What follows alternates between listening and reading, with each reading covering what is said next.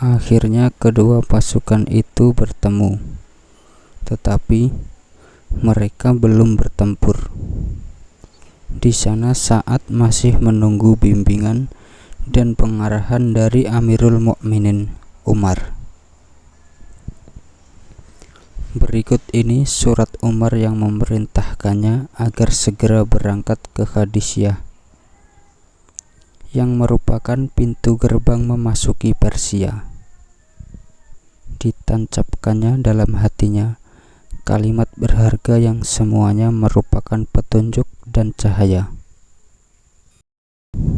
Wahai Sa'ad bin Wahaib, janganlah engkau terperdaya di hadapan Allah hanya karena engkau disebut-sebut sebagai paman dan sahabat Rasulullah. Sungguh, tidak ada kelebihan hubungan keluarga antara seseorang dan Allah kecuali dengan menaatinya. Semua manusia, baik yang terhormat maupun yang rendah posisinya, pada pandangan Allah tidak berbeda. Allah Tuhan mereka, sedangkan mereka hambanya. Mereka memang tidak sama dalam kesehatan, namun akan beroleh karunia yang tersedia di sisi Allah dengan ketaatan. Perhatikanlah segala sesuatu yang pernah engkau lihat pada Rasulullah SAW sejak ia diutus sampai meninggalkan kita. Pegang teguhlah itu, karena itulah yang harus diikuti. Kemudian Umar juga mengatakan,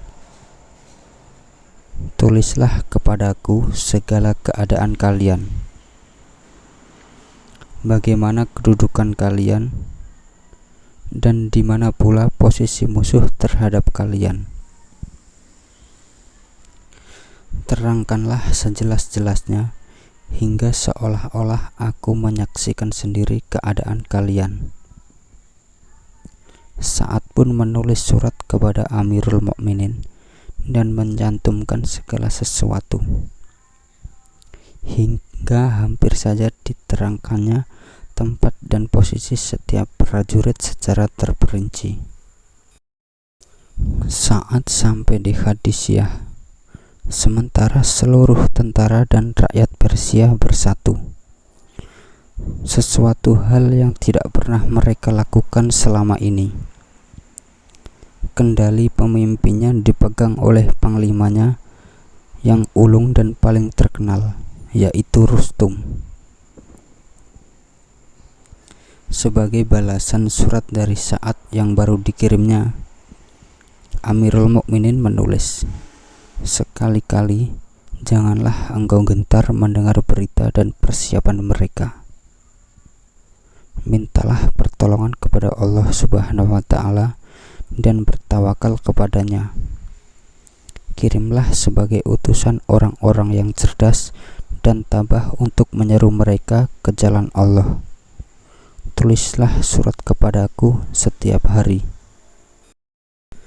Sa'ad kembali mengirim surat kepada Amirul Mukminin, menyampaikan bahwa Rustum telah menduduki Sabat dengan mengerahkan pasukan gajah dan berkuda, serta mulai bergerak menuju kaum muslimin. Balasan dari Umar datang yang isinya memberi petunjuk dan menambahkan hati Sa'ad. Sa'ad bin Abi Waqqas adalah seorang prajurit berkuda yang ulung dan gagah berani. Paman Rasulullah SAW dan termasuk golongan yang mulia pertama masuk Islam. Pahlawan dari berbagai perjuangan bersenjata, lemparan panahnya yang tidak pernah meleset, dan sekarang tampil memimpin tentaranya dalam menghadapi salah satu peperangan terbesar dalam sejarah. Namun, ia tampak seperti seorang prajurit biasa. Baik kekuatan maupun kedudukannya sebagai pemimpin tidak mampu mempengaruhi dan memperdayakan dirinya untuk mengandalkan pendapatnya semata. Ia selalu menghubungi Amirul Mukminin di Madinah yang jaraknya demikian jauh dengan mengirimkan sepucuk surat tiap hari untuk bermusyawarah dan bertukar pendapat. Padahal pertempuran besar itu hampir berkecamuk.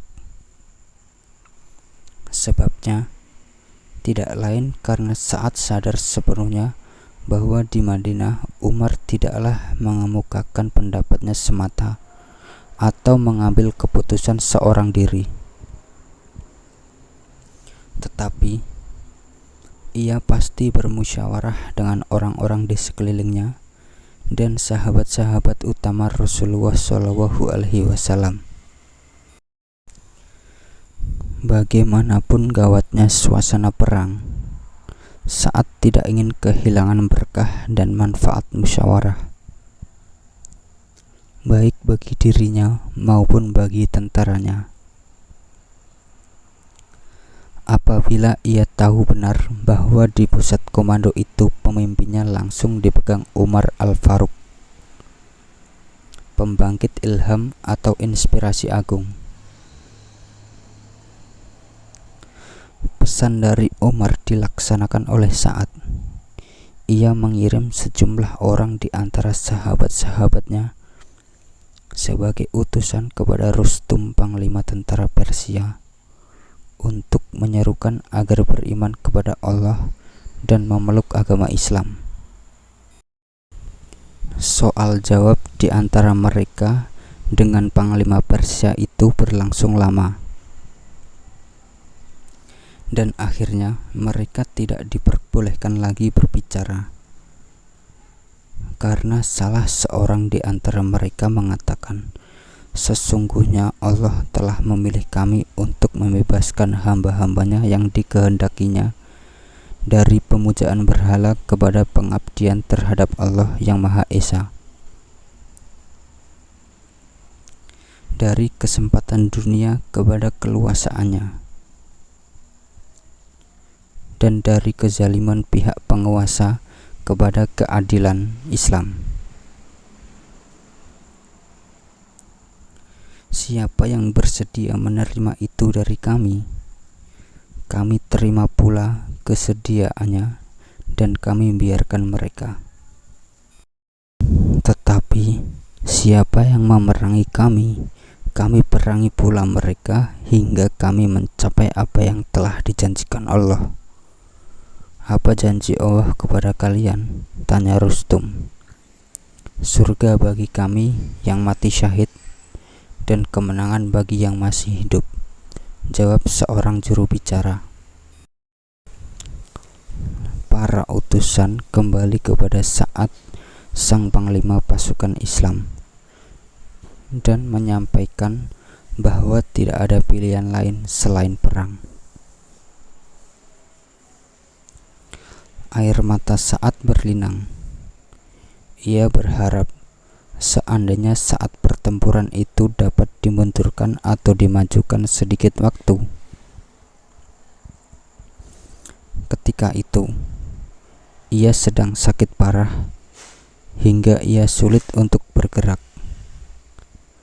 Tubuhnya penuh dengan bisul hingga ia tidak dapat duduk, apalagi untuk menaiki punggung kudanya dan terjun ke medan pertempuran yang sengit, yang bersimbah darah. Seandainya perang itu terjadi sebelum ia jatuh sakit atau setelah sakitnya sembuh, ia tentu akan menunjukkan prestasi yang agung. Adapun sekarang ini, duduk pun sulit baginya. Tetapi tidak. Rasulullah SAW telah mengajarkan kepada mereka supaya tidak mengatakan seandainya, karena kata-kata itu menunjukkan kelemahan. Sedangkan orang mukmin yang kuat tidak kehabisan akal, dan tidak pernah lemah.